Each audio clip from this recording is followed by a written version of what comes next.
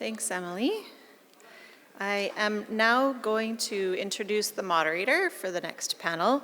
Arthur Bledsoe is a senior analyst on the Renewables in Remote Communities team at the Pembina Institute, and he'll be guiding this conversation. It also happens to be an area of expertise and deep research that Arthur's been doing over the last couple of years. So, Arthur, I'll welcome you up here. He's just grabbing water.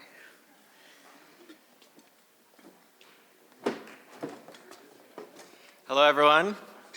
Like Lynne said, I'm a senior analyst on the Renewables and Remote Communities team, and I've been researching policy and regulation with the team for a while. So it's a special privilege and honor to moderate this panel with some esteemed guests.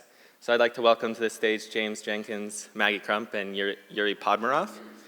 And we're really looking forward to a fulsome discussion all about the different aspects of policy and how they can really support Indigenous leadership in the energy transition, how they can support remote communities developing energy projects, and as we get into that, really how policy can create some significant barriers and how we can work together to remove those barriers with policy reform.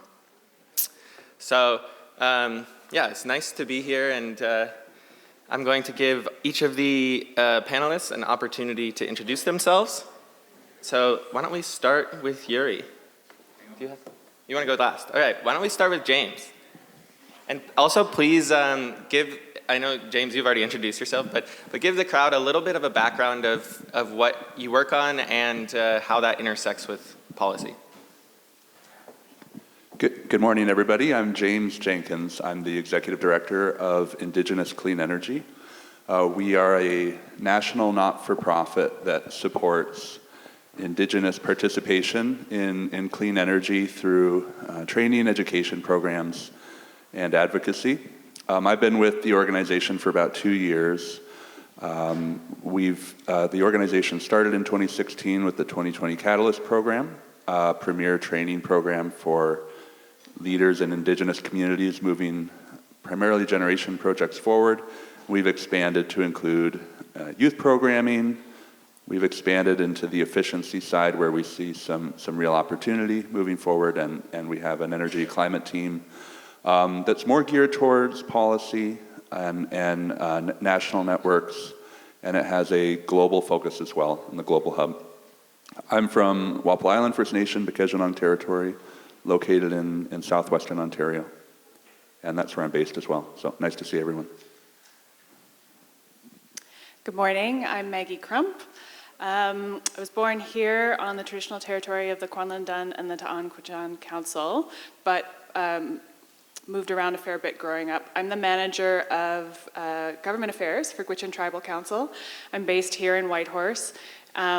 But the head office of the organization is in Nunavut Northwest Territories, where the 4 communities that the Gwich'in Tribal Council works with are also located. So Inuvik, Sigachik, Fort McPherson, and Aklavik are the 4 communities of the Gwich'in Tribal Council. As the manager of government affairs, I'm the primary contact point between GTC and all levels of government, municipal, Indigenous, territorial, federal, that includes Yukon and NWT. So my whole job is policy. Not always specifically, clean energy or climate change policy, but intergovernmental relations is entirely about the interaction of policy at all sorts of levels. So. Thanks, Maggie. Hi, everybody. My name is Lynne Couves. I am the program director for the Renewables in Remote Communities program at the Pembina Institute. In case you don't know, the Pembina Institute is a clean energy think tank. And what is a think tank? Yes, we do a lot of thinking at the Pembina Institute, specifically on clean energy policies and regulations across a whole bunch of subject matters. The Renewables and Remote Communities program is focused specifically on diesel reduction and supporting Indigenous sovereignty in remote communities. I am coming here this week from Treaty 7 lands Treaty 7 is the land that raised me, and it's the land that's raising my children. But it's quite far from my ancestral lands. My ancestral lands are on the coast of Labrador. So I am mixed blood Inuk from my mom's side and Caucasian settler on my father's side. Okay, I guess it's my turn. Hi everybody, my name's Yuri Podmoroff. I'm from Nunavut. I'm not as refined as my peers, so this is gonna get a little rambly. First, of course, I want to say thank you to all the tribes, nations, and peoples who not only welcomed me here, but welcomed me along my travels. It was a lot of traveling, and we're very thankful that we were sheltered and fed the whole time. And of course, I'm Nunavut based, but I was born in Winnipeg and only moved there when I was 10. So I'm 32 or something around there. And yeah, I felt after 7 Gen talk that I'm a little bit expired, but hope I'm still welcome. Hope I'm still welcome. And so yeah, I also would like to really say thank you to Nunavut, because I'm a little bit of a nomad. I'm a visitor no matter where I go. I don't really have a blood tie to any land or culture or language. You know, it's just the way the world goes. Sometimes countries, peoples, they just fall apart, and it happens. But there's lessons to learn and pass on so that we can preserve what we have today. So that's what I do in Nunavut. I'm with the Climate Change Secretariat with the government. So yes, I am in government. Oh well.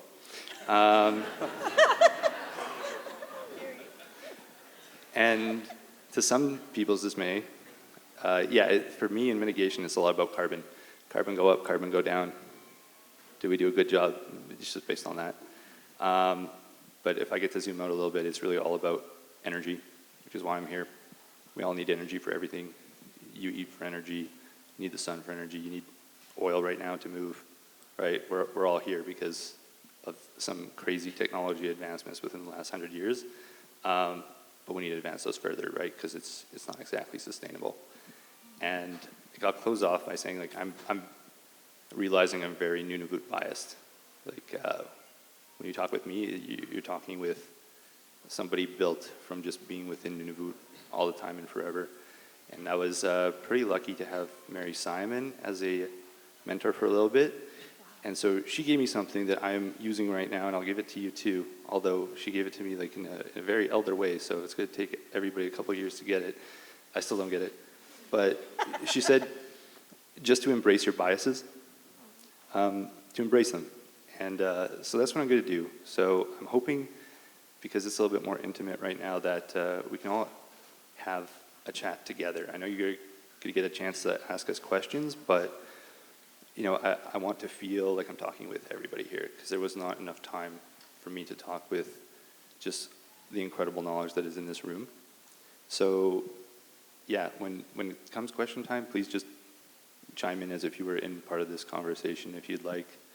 That'd be really special for me. And also, I don't know what to call you guys, you're an audience, but I like that the chat theme, like the fireside chats, and also in Nunavut we're in a lot of like digital calls, and it's just a little chat box. So I'm gonna call you guys chat, if that's okay. Thanks. Yeah, thank you, everyone. So, you know, what we've seen, especially in the last 10 years since our first Renewable in Remote conference, is an incredible convening of people working together to identify problems, identify barriers, and then also, you know, work together on solutions. And fundamentally, that's really what policy is about. I was drawn to study policy from a background in engineering because I realized I wanted to work on people systems, not technology systems. And the people working on technology, I thank you so much. You know, the work you're doing is invaluable. But at its core, policy is really about people. You know, it's like what systems can we put in place that allow people to work together and to thrive? And how can we find the systems that were put in place by you know, previous governments, people who didn't quite have the same level of understanding, or respect for each other. How can we find those systems that have become out of date or are based in out-of-date value systems and replace them with systems that really do allow for us to build value-aligned partnerships, value-aligned relationships, and advance these incredibly important projects for our communities. So with that, I'd like to turn it over to the panel and ask each of you to think back in your career, whether it's your current role or past roles. I know everyone's coming from sort of a multitude of experience here. And think about a situation that's standing out where policy was actually creating a barrier for advancing either your project or your ability to collaborate with your peers, and what you did about that, And if you weren't able to do anything, and you say now, oh, I would have done it differently, that's incredibly valuable too. So, how has policy prevented us from working together, and how have we sort of come together to create some solutions? James, would you like to start? Sure, I'd be happy to start. So I mentioned I'm from Walpole Island First Nation. Spent quite a few years in management there, CEO and band manager. And the reason I want to refer back to it, I did have some experiences that I think are pretty relevant here. So spent some time with my nation and with the municipality, Sarnia. And not many people did that. So in my community, very political. There's a fear First Nations are on their way to becoming municipalities. It's a very Ontario-centered sort of thinking, and so sometimes we hear a municipality is a four-letter word, but I was one of the few that went back and forth. But I want to talk about one experience that's really centered on regulations, and it's we had a 5,000-acre farm, and all of our neighbors were using natural gas for their corn drying operations, and we were using propane, which was much more expensive. Some years twice as expensive, other years 4 times as expensive. And at that time we were worried about the heating costs for our members. So it was a 30-year process, attempt, negotiation. How can we bring natural gas to the island? I think we're maybe trying to move past hydrocarbons now, but we were in the regulatory framework where the OEB, the Ontario Energy Board, which was the main regulator for Ontario, very much was setting the rules in terms of what can be done and what can't. And the reality was, without a large investment from somebody, whether it was federal grants, our nation, that project couldn't move forward.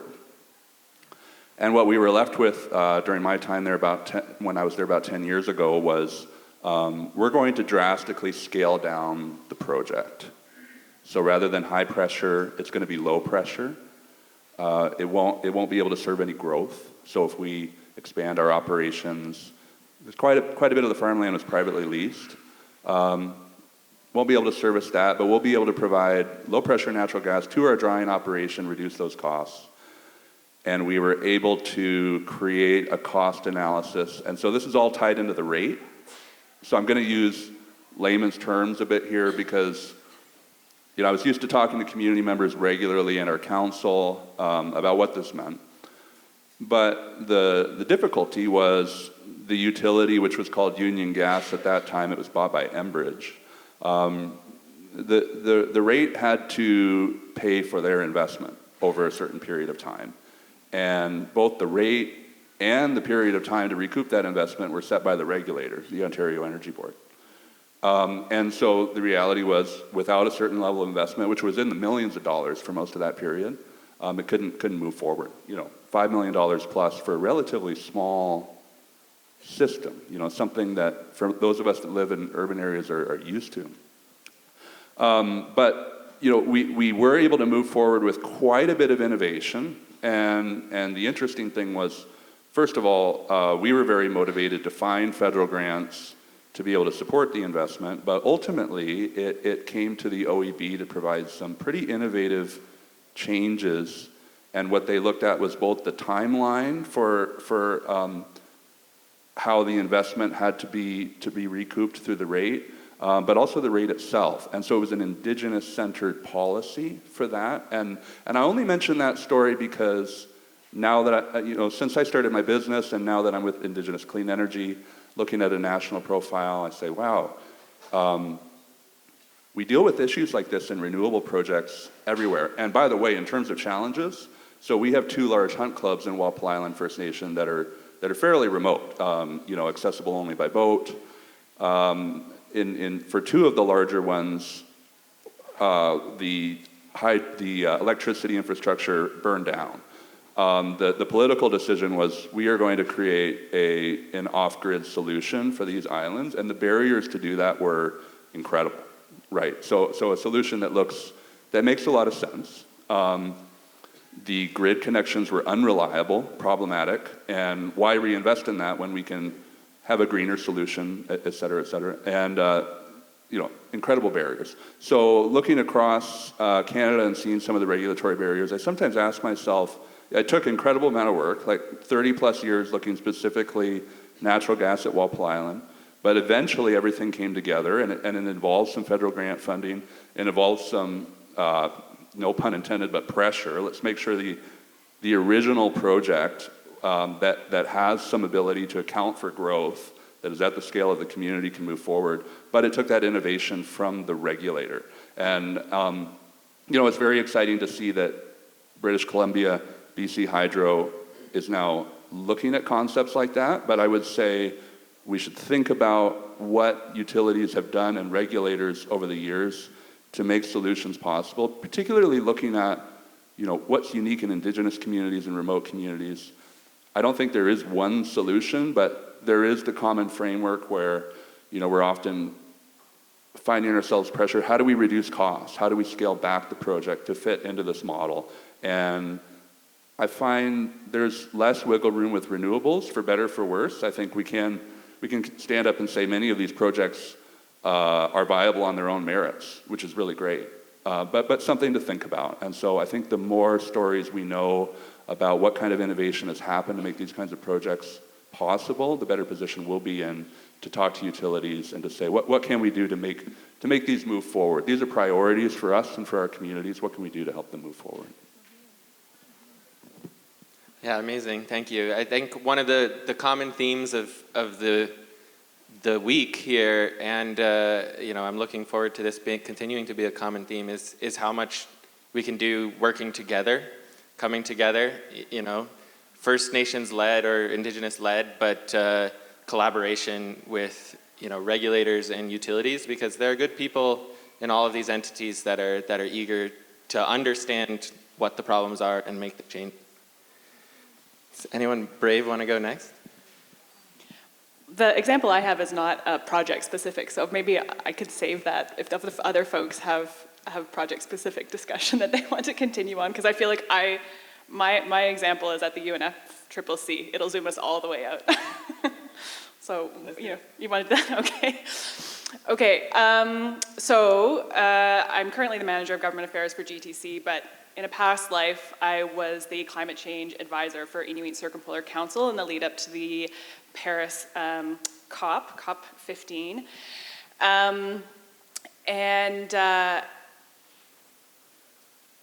UNFCCC, so the UN body, it's a very complex system, it's state-driven. UNFCCC in particular adheres to an entirely state-driven process. What this means for Indigenous peoples is that Indigenous peoples are not in the room, they cannot speak on the floor during negotiations, and they aren't even able to observe. And so all of the advocacy work on climate change adaptation, policies, initiatives at an international level happens inside rooms, and the conversation is consistently, okay, well, Indigenous peoples and local communities. And that is in part because historically in the UN system, this discussion about local communities emerged around the Earth Summit. At the time, the United Nations Declaration on the Rights of Indigenous Peoples was still under negotiation. It was still being drafted. There wasn't consensus around the use of the term Indigenous peoples as distinct peoples. And without that clarity, over time, local communities and Indigenous peoples have been conflated almost as the same thing, when local communities are generally, it's often farmers or, small businesses. It's sometimes Indigenous communities, but generally distinct. Indigenous peoples are distinct peoples. That's recognized now in the United Nations through UNDRIP, certainly recognized here in Canada. But the reason I bring it up is just that, it resulted in the Paris negotiations in a debate about the use of the word peoples, which had been recognized in the UN system for over 30 years. And also resulted in a real reluctance to distinguish between Indigenous peoples and local communities in the language of the Paris Agreement. And so, we were working through the night to ensure that Indigenous peoples were in fact included in the Paris Agreement, and that there were commas in appropriate places so that the conflation, as much as possible would be halted. But the reality is that lack of understanding at an international level of Indigenous peoples as distinct with unique collective as well as individual rights in the international climate change negotiations results in language that sort of trickles down to the work that we do here in Canada, that is sort of ambiguous, that risks jeopardizing the rights of Indigenous peoples, that makes it difficult to uphold the distinct rights of Indigenous peoples because we don't really understand what we're talking about. I think the most concrete example I'll give of that is the use of the language just transition in the United Nations, in the UNFCCC negotiations. That's something that sort of emerged in 2023 out of the SBSTA sessions without a clear definition. And the International Indigenous Peoples Forum on Climate Change, so the large global advocacy body for Indigenous peoples at UNFCCC, has produced policy papers saying, we are interested in a discussion about a just transition, but we want to make sure that this is in conjunction with the declarations of the United Nations Declaration on the Rights of Indigenous Peoples, and that we are not advancing policy solutions at the expense of our rights. And yet Indigenous peoples aren't in the room, right? So these are policy papers that are being released on the fringes of these large negotiations that, these folks who are on these delegations work tirelessly year after year after year after year. They've been going, we'll be COP 30 next year, right? Most of these Indigenous leaders have been going for 30 years to try to, catch the ear of the state representatives.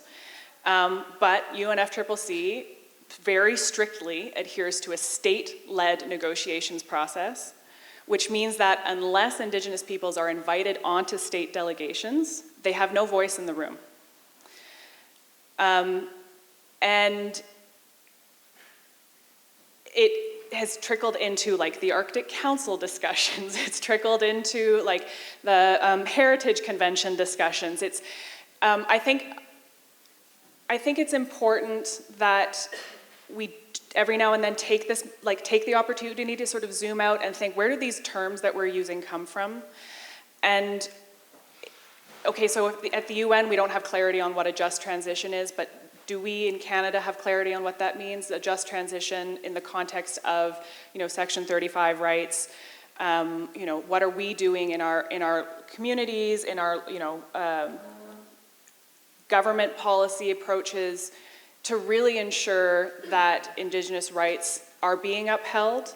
And what does that mean? And I think it's not just, it's not just a government problem. I mean, maybe this is trite at this stage. I don't think it is, but really I think the work of reconciliation is that we should all be thinking about this, right? We should be thinking about what does it mean to uphold Indigenous rights? How do I do that in the work that I'm doing? And in the case of my job currently, what that means is that, every single conversation that I go into with territorial and federal government officials is, okay, we want to talk about, your policy initiative's great. Okay, well, we need to talk about appropriate treaty implementation funding. It sounds, to someone who doesn't really understand the larger context or who hasn't taken the time to understand the history, it can sound totally out of left field.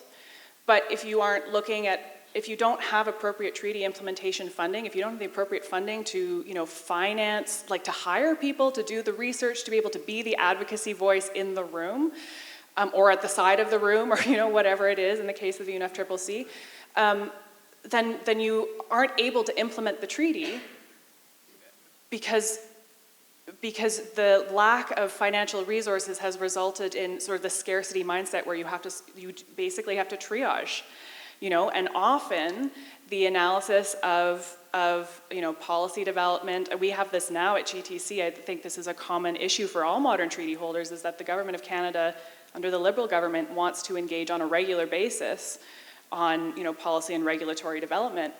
I mean, I get hundreds of requests, and I am the team. I am the team of government affairs. We're not a territorial government. We're not a federal government. We don't have the same kind of capacity. We don't have the same kind of resources.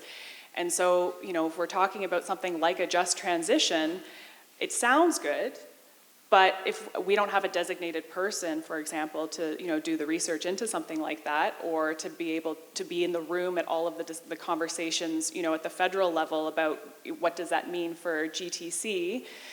So that's where I really feel like it is an individual responsibility to do some of that, both historical research and then also sort of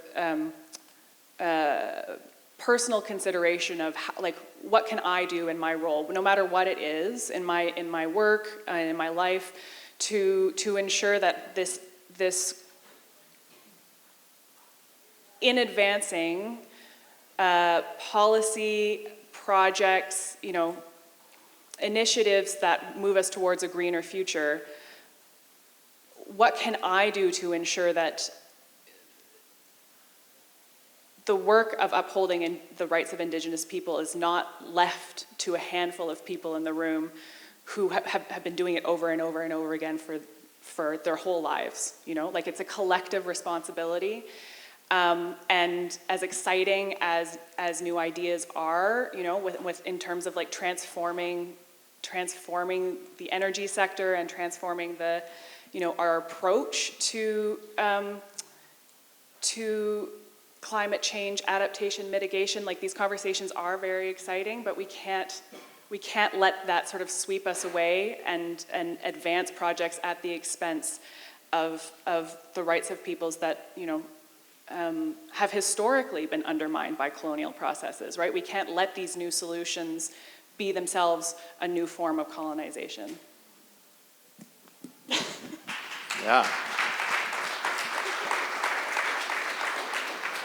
Yeah, incredibly well said. And I think the importance of really, figuring out where ambiguity needs to be made clear is one of the sort of key elements of policy, helping us to build consensus and mutual understanding while we're thinking about, how are we allocating funds? How are we sort of changing the equation for how we're operating in these different areas?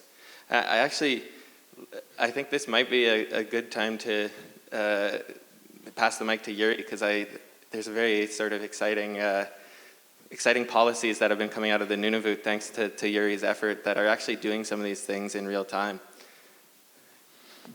Thanks. Yeah, no, I'm seething. I got lots of stories, chat. I guess to link this to what you just heard, I'm on loan to the Secretariat from Nunavut's Executive and Intergovernmental Affairs.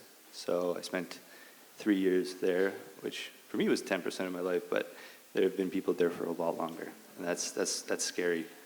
We're a territorial government, but the capacity issues are the same. So I'm going to try to avoid using full titles and simplify things so that it's a little bit more accessible. But our circumpolar affairs people, and there's 1, 2, or 3, and if you're familiar with the OBEDs, a lot has fallen on their shoulders, and it's hard. It's really hard, and to me, the resilience part comes in that they still come to work and they're not jaded. They're still working on these issues, but it's very slow, and it's very hard to be heard, even when people know who you are. Okay, So I have that background, and when I was coming to the Secretariat, they told me about some of the files I'd be working on. So let's go into story mode. In 2007, my Secretariat didn't exist, but the equivalent at that time put out an energy strategy for Nunavut. How are we gonna look at energy? One of the things in that strategy was the suggestion to have independent power producers. So in Nunavut, we just have one utility. It's all diesel generated power. And per the act, per the laws, per the regulation, they're the only ones who can generate, sell, buy power. So they would have to be the ones to allow an IPP to exist. So in our strategy, we said, okay, can you take a look at that? They said, okay. 17 years later, there's no IPPs. What happened? What is happening? So when I came in, that's what they said. They said, this file is stalled. Do you think you can work on this? And having the hubris that I do coming from executive and intergovernmental affairs is like, give me a couple months. You can do this, no problem. And when I came, relationships were not great between everybody that needed to be at the table to resolve this. Independent power producers, or the way that Nunavut wants to implement them, we want our regional development corporations, which are Inuit owned and led, to be the ones to lead that. The public utility, everybody is in that kind of same boat where you're using 90s era technologies, a bit of duct tape, a bit of Gorilla Glue, and like somebody 3 weeks from retirement to hold together your whole program. And it's like, yeah, how do you hold that together and then integrate something like renewable energy into a grid that was not made for it? So it creates a lot of animosity because people want to do things and they're always kind of like getting in each other's way, stepping on each other's toes. And then you have my Secretariat who's like only been there since 2016. And we're like, hey, hello everybody. And it's not like everybody was super happy to have us at the table, It's like too many hands in the kitchen. So it started pretty slow. I had to start talking with everybody, start learning everybody's names. I'm really bad at that. And then start building the trust and start navigating around a lot of like just previous history, right? There's a lot of history that happens in places like Nunavut because there's not that many people. So there's a lot of individual personalities at the table. You're not a cog in the machine. You're a neighbor. You're somebody that is going to be seen all the time. It can get really tough when things go wrong. So what I had to start with was a renewable energy support policy. Sounds pretty good, but it was just a fancy way for us to term a cabin grant program and a solar panel program for your house. So we gave some grant money for people to put those on their buildings. And that, in order to work, at least with the housing program, we had to have a net metering program with QEC. That's our utility. So we already had a little bit of reason to talk and work together. But now we want IPP to work, which is like a huge shift, right? We're not talking about like a little bit of solar going into the grid. We're talking about trying to remove us from diesel. And that's hard and scary. So where we were at when I came is basically we had QEC had their IPP policy, but the IPPs weren't able to come online because in order to run something like that, you need money. You do need money.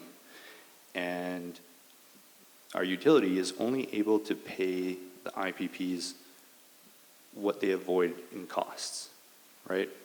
So they would pay for power generated from a renewable source what they weren't paying by burning diesel. And it doesn't come out to very much. It doesn't come out to very much because our entire system is dependent on a lot of factors, a lot of subsidies, things that drive the price down, but everybody is pitching in to kind of hold it up. So it's really hard to determine who's spending what on these subsidies, how much they even are, and who's responsible for them. So the low price coming out from QEC really shocked my regional development corps, even myself. But when I dug in, I found it's because a lot of this is just subsidized by the rest of the government, even the federal government, in different ways. So that was their reality, but it was hard for everybody to appreciate. Okay, so I want to find some juicy things for you guys to think about. But what it came down to is nobody had any money. So I had to ask our own government for some money so that I could build a subsidy, like a top-up subsidy. So I had to calculate it. And when I was calculating it, I built it off of actually our utilities 2121 report in which they did a pricing strategy. And you're like, oh, great, so you had something to use. But it was 2024, and the pricing strategy said this expires in 2024. And I'm like, oh, damn. So I got to start again, kind of. So I had to rebuild up the calculator, rebuild up the prices, go to everybody, say, like, does this still match? The QEC was the biggest opponent at the time because they were like, what are you doing? We had a professional do this. Your calculator isn't going to work. So I went to the professional that they used. My calculator works. It's good. So yeah, there's a little juicy bit, right? You want to know barriers? The barriers are a lot of the time illusions. It's people telling you you can't do stuff or it's not going to work. And like my strategy is just like, okay. And then I tell them, who needs to say what I'm saying for you to believe me? Right? And then I go to that person and I'm like, can you say this? and they do. It's a really good strategy. Like if you know you're going into like a meeting and that like they're gonna want legal's opinion or something, just do it ahead of time and like put the paper on the table. And when it gets to that point in the conversation, just flip the paper over. It's pretty effective. So okay, we got through that. Then I had to figure out where the money was going to come from. Feds didn't have any money for this type of thing. They were pretty generous with us. My mitigation specialist is in the room. He's funded through Gwich'in, which is fantastic, because without that I wouldn't have him. But they didn't have money. QEC, who is what NTI was pointing at, hopefully you guys know who NTI is. That's the mothership. I'm borrowing that from Lynne. The mothership of Inuit rights in Nunavut. They're the mothership for Inuit in Nunavut. They didn't have any money, and they were pointing to QEC, and QEC was pointing at NTI. So I was like, okay, fine. I have to convince my government to give me some money. So I have to write a business case. And okay, keep in mind that I've been at this job less than a year. So I have to write a policy and I have to write a business case. So I write the business case, I'm writing the policy, I go to my policy shop, I'm like, what do I need first? Do I need the money or do I need the policy? And they're like, yeah, you need some money. And I go to my corporate services, I'm like, do I need the money or do I need the policy? And they're like, you need the policy. I'm like, okay, God, it's coming, we gotta do it both at the same time, right? That's the only way I'm gonna solve that issue. So I'm writing both, the business case and the policy. Now, in my government, they're like, don't bother writing business cases. We're not giving you any money. And we're like, okay, that sucks. We gotta do it anyway. We don't have a choice. It's our only option left. So I write the business case, and I do my thing, which is, I know who's gonna look at the business case. It's our financial management board. So I go talk to them. I'm like, hey, I'm writing a business case. Can you help me? Can you advise me? Can you tell me what you like to see? And I already know, but I'm asking them because I want them to feel like when they see my business case, it's something that they worked on too, right? And I did the same with my corporate services so that it just upped the probability a little bit that my business case would get attention. So my department did submit around like 15 business cases, and mine made it through. It's the only one, which was great, right? You're like, fantastic. But when it comes for the Legislative Assembly to review and approve, it means it was the only thing for them to talk about, which means there was no smoke. It means like it was pretty big for it to just take up all the time. And you can read the answers; they're all online. But it wasn't pretty. But it did stay, and it did make it through. So a couple weeks ago, I got the money approved, and then I was very scared to come here because it was only on like maybe 6 days ago that the policy also made it through. Because if it didn't make it through, I didn't know what I was going to tell you guys.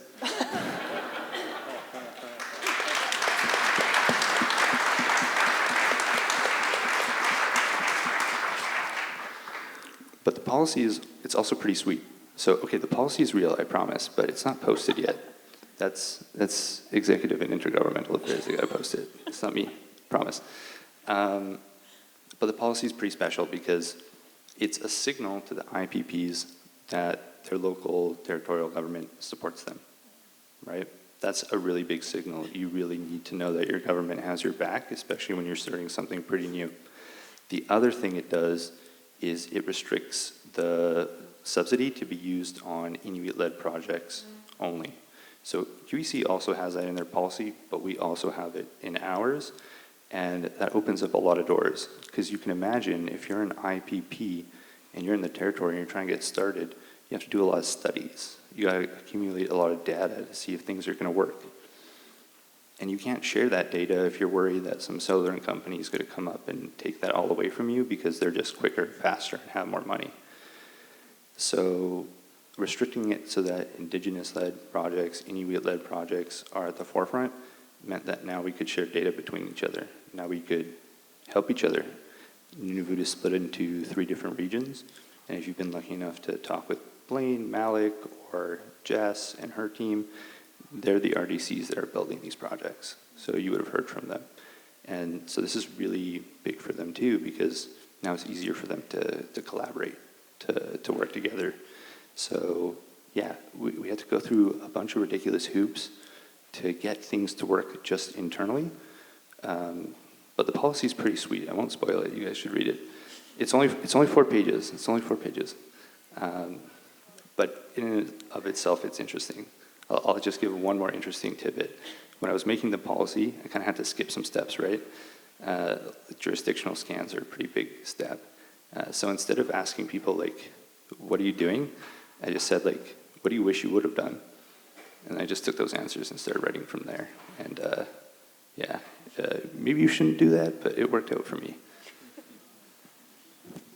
Yeah, thanks, Yuri. And I think back to the discussion yesterday about lessons learned and how, even from the business side of things, when these barriers come up, it's like, okay, well, what are we going to do now? Malik talked about having to send a letter talking about why black blades weren't going to be a problem to the government. And actually the sort of process of policy development, as you see, is similar to doing a project, similar to running a business, where you come up with these barriers and you're like, why does this barrier exist?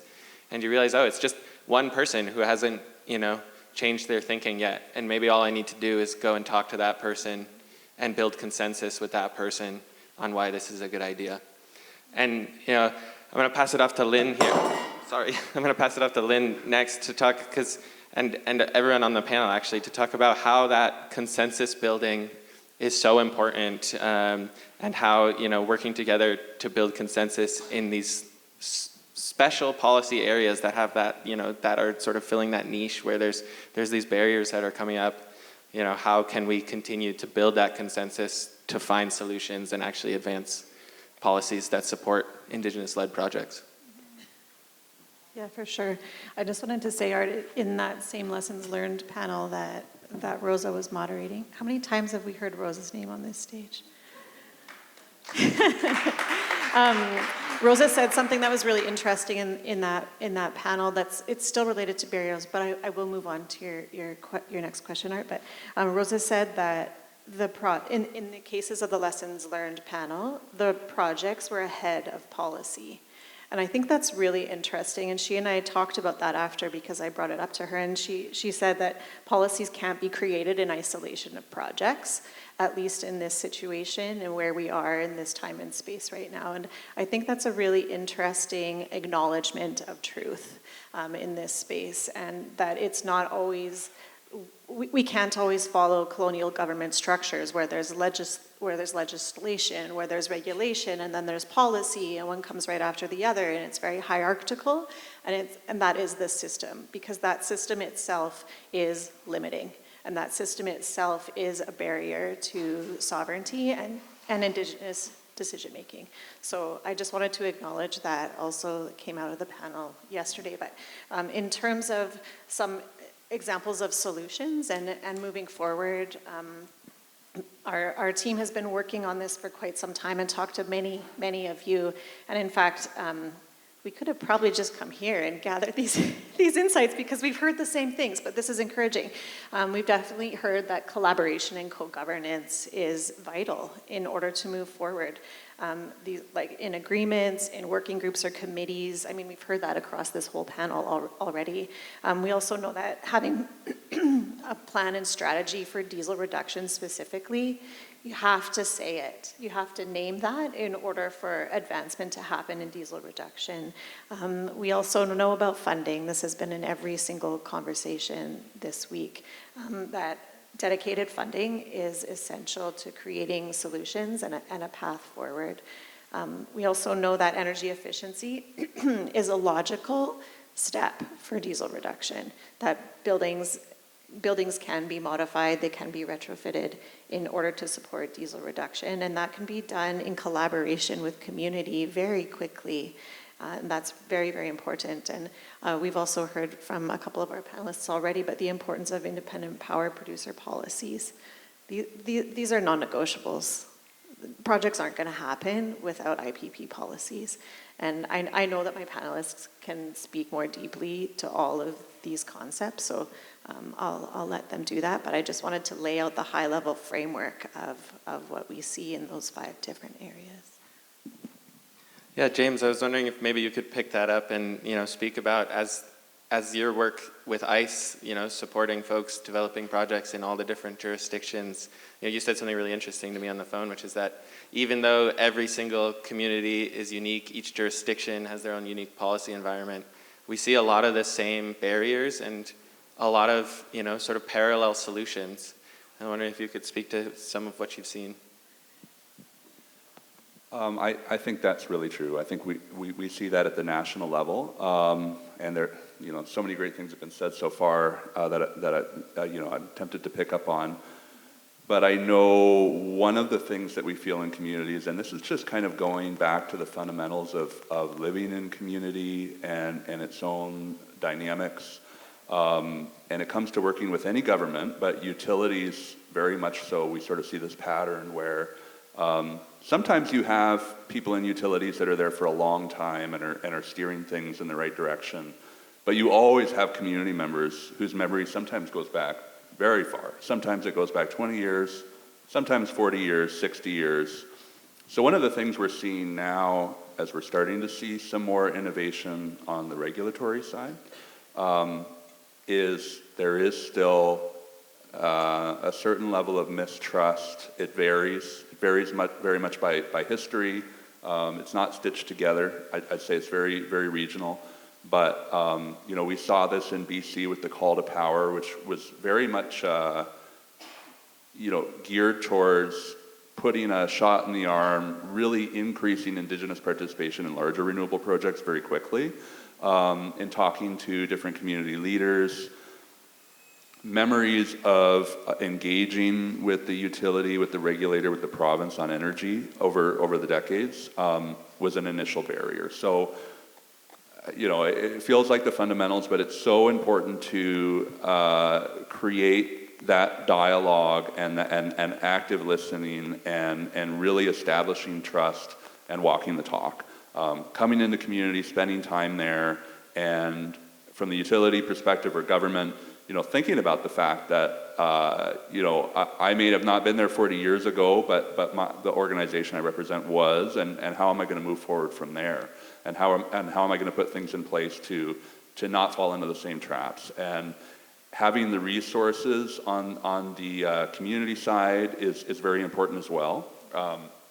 In terms of that experience, when I moved back to my nation, I was involved in project review right off the bat, and yeah, absolutely, it's hundreds and hundreds of projects, notifications a year, and the government of Ontario did do things to acknowledge what needed to happen for projects to continue to get to market, and that resources did need to go to communities for project review. So that was very forward thinking, but it's very much necessary. I think when we look back to some of these legacy energy projects, some of them are hydroelectric, but where the memories of the communities is deep hurt and deep pain, dispossession and things like that. When we really look closely at the history, we assume there was no thought given to what the community's perspective was, how they wanted to be involved, but often the reality is they just didn't have the resources to be involved in a meaningful way. And so we do need to keep thinking about that. Is the playing field level or not? But I think we see that with utilities, provincial governments, trying to do the right thing now, seeing some really good examples. But I think we need to keep reminding ourselves, and we're really hearing this in the panel today, there is that need on the side of government and the utility to really acknowledge who am I representing? You know, what are the memories? I like thinking back working in my community, I would get a phone call, do you remember what happened in the 1970s? And to community members, it's like it happened yesterday, right? So how do you really bridge that and find a way to move forward? And you can't miss that piece. I hope it's okay if I pop in chat. I want to say thanks to ICE. Like, they're pretty big for us. Before they were even ICE, my secretariat, predating me, was trying to do some projects to get some energy champions within the communities. We have 25 communities, so that's like 25 projects. Even if you had 25 people, it would still be pretty hard. And yeah, back then we got some federal funding, and ICE, as it was then, helped us do our first iteration of community energy planning. And just a step back, I'll tell you like the 3 tiers of things that I'm working on. So my tier 1 is some policy to kind of just tie up the projects that I inherited. The second thing is community energy planning, and then my third will be a Nunavut-wide energy strategy. Now, the community energy planning can't be understated because none of this is going to mean anything unless the communities want it. And people need the ability to dream. Most Nunavummiut have never seen an electric vehicle. You don't see one, you don't know you want one, you don't tell your MLAs don't become into cabinet, and they don't give marching orders to look into that. So community energy planning allows people to see the options and to start reaching for things. And then when they're reaching, it helps me within the government start to build more realities for them, start to find more things that they want to do. Because if they don't want to do it, none of this matters. And then for a Nunavut-wide energy strategy, the previous strategies don't really work. They're not really strategies. They're more like random action plans. Like, here's a collections of things that maybe we could or should do. And that's true for a lot of strategies. Like, when I read your strategy, I want it to tell me why you did what you did. I don't want you to tell me, oh, I'm going to do this in specific. You can write that in an action plan for me. But I want to see how you're thinking, because it's really that diverse thinking across this room and this panel that when we put it together, we're actually going to be able to accelerate the little progress that we have. And then, of course, there's funding, and that can really set me off, but I'm coming for it. Nunavut's coming for it. The other regions, they're coming for it. So I hope the federal government's ready, because a lot of us now are. Thanks.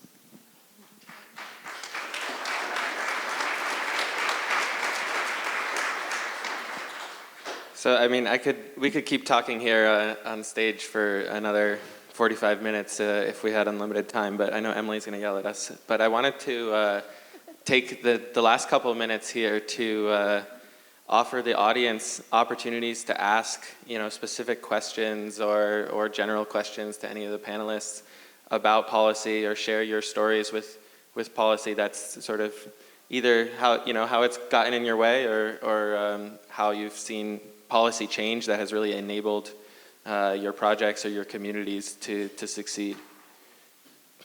And if we don't have any questions from the audience, I'll just keep going.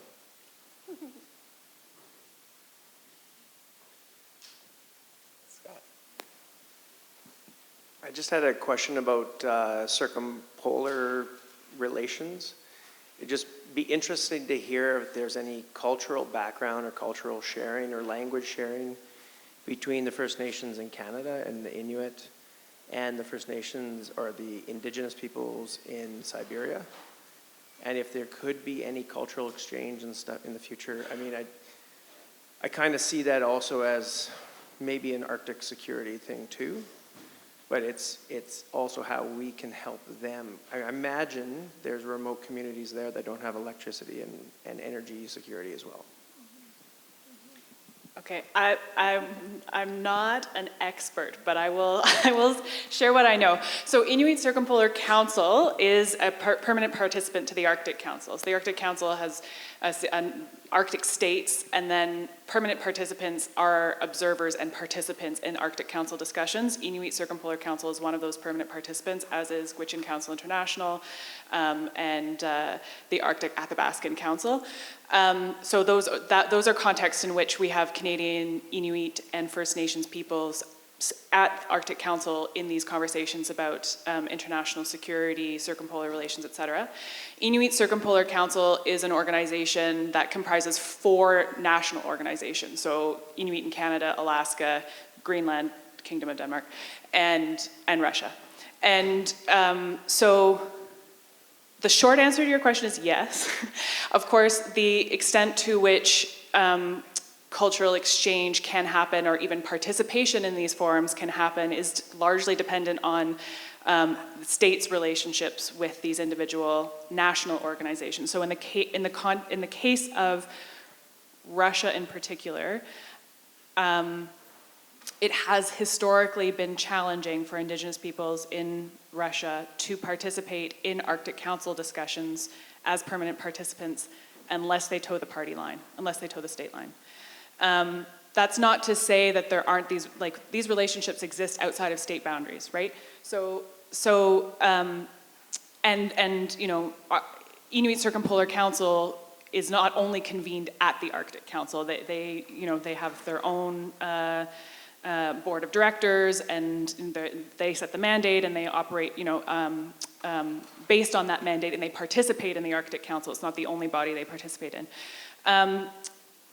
At the Arctic Council, in the work that is done at the working group level is both led by state interests and investment, and in the case of, and the chairmanship of the Arctic Council rotates. So Russia was actually the chair when they invaded Ukraine. And that really ground to a halt the operations of the Arctic Council. There haven't been any ministerial level meetings in a number of years. The working groups have started working again. There was a pause for a number of years. They've started working at the working group level, so the technical work is advancing, but there hasn't been an in-person ministerial meeting in a number of years, and I'm not even sure really that they will be having an in-person senior officials meeting. So the scientific work is ongoing.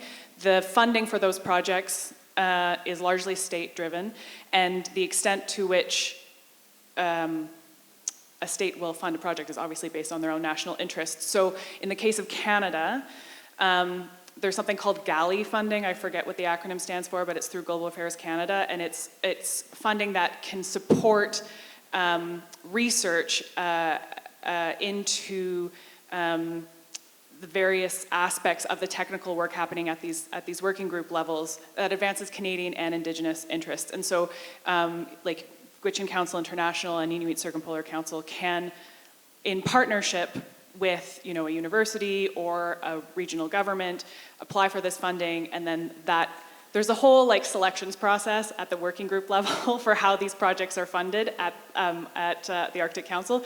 But that's sort of the nuts and bolts of the ways in which Canadian Indigenous peoples can contribute to the policy work at the circumpolar level.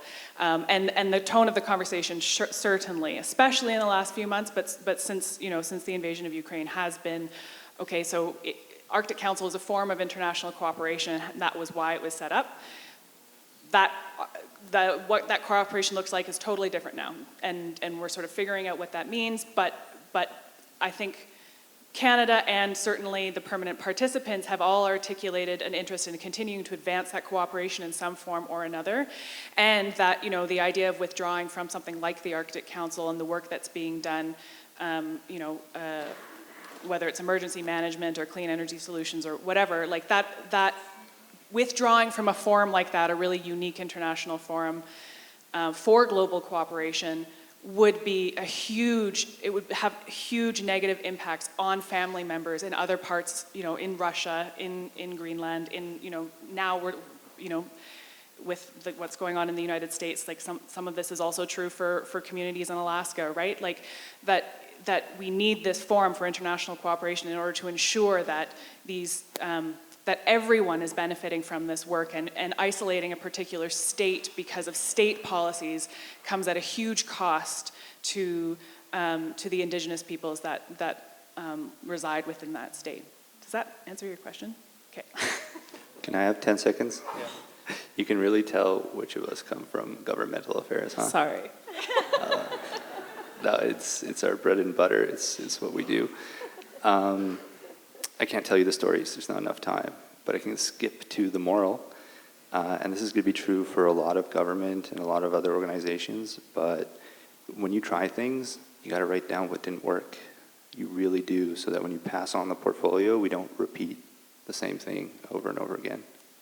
And that's really hard for government, but it's really important. So yeah, documentation and focusing on that kind of stuff can really help out. Yeah, thank you. We're running low on time, so I'll sort of wrap up by acknowledging that policy really does boil down to relationships and people, and good policy allows for strong relationships to thrive, and for good policy to pass, it sort of takes us getting over the hump of bad policy to build the relationships we need to build consensus, to build good policy. And I have seen incredible progress with this across Canada. Indigenous peoples, territorial governments, provincial governments, utilities, and regulators, building relationships, building trust, and advancing really innovative and exciting policies that are supporting communities, supporting community-led projects. Yeah, it's an incredible development. So thank you to all of our panelists. This is an incredible discussion. I really appreciate the storytelling aspect of it. And I think we'll wrap it up there and pass it on to the next panel, which will be looking at the results of our regional rooms. Another exciting discussion. Can I ask one more question, just to the chat? Yeah. Okay, so I forgot to tell you, my policy is called Sustainable Energy Support Policy. I want to ask you guys, when it's posted, to read it and message us. Tell us what you think. It's strange, but I want to hear what you guys have to say.